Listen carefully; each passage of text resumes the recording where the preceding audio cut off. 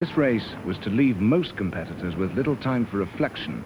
The fury of the ocean that produced 5 violent storms in succession meant a fight for survival that some did not win.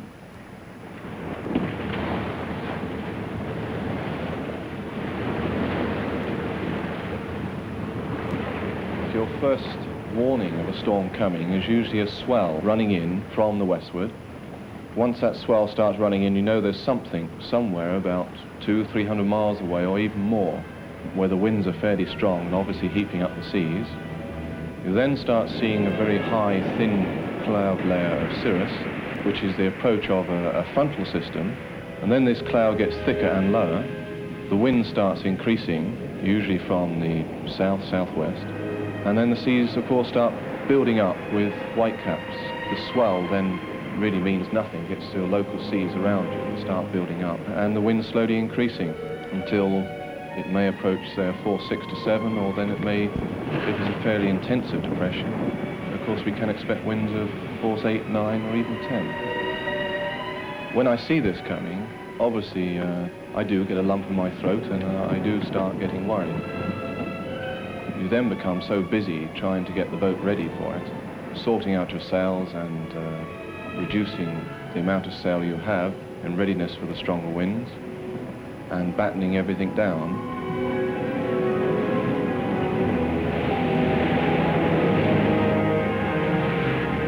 But actually, when the storm has approached, you're too busy to worry about what may be coming towards you.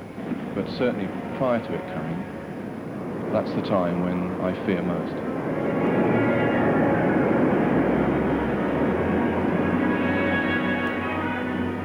We were hit by gales on a total of 5 occasions throughout our voyage.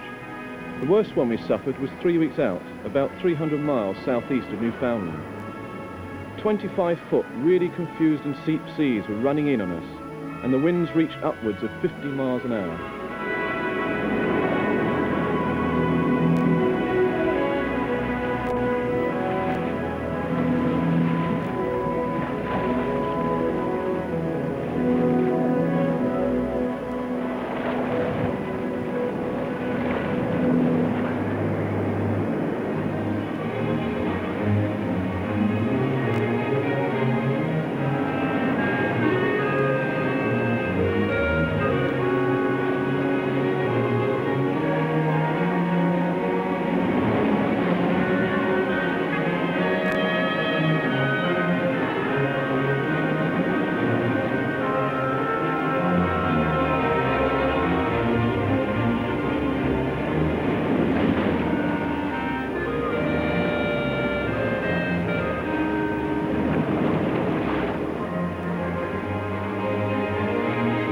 But for one man, the race meant not only survival, but triumph. For Eric Tabarly of France in Penduic VI, victory and honours from a grateful country.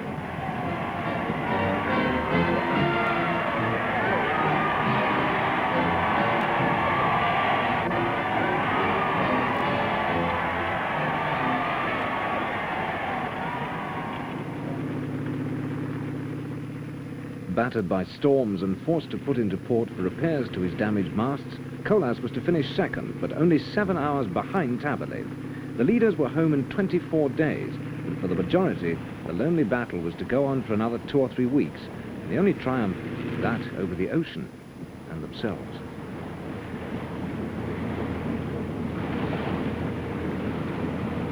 A boat to me is a way of life. I know my wife often says that I always think more of a boat than I do of her. This is not wholly true, but of course a boat, when you're dealing with sailing as a profession, is your means of life and support. It must be perfect in every way. If anything is wrong with that boat, then you must always think that you have a chance of losing your life, and therefore you must devote so much time to it and make sure everything is right.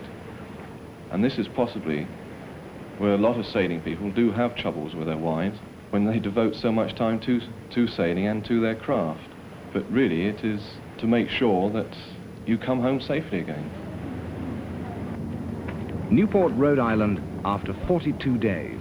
The newsreel cameras and the crowds have long since gone. the only satisfaction to have arrived safely when more than a third of the fleet had been forced to retire and give the ocean best. And for David Pyle, a feeling of thankfulness. Any man that goes out sailing and goes out long-distance sea passages who has no fear whatsoever, I think, is a fool. You can never calm the sea, you can never beat it. You must always be respectful of it and really take care at every moment while you're on it. To see in heavy weather the large seas breaking around you is very awe-inspiring, but one must always respect it and never think that you can beat it.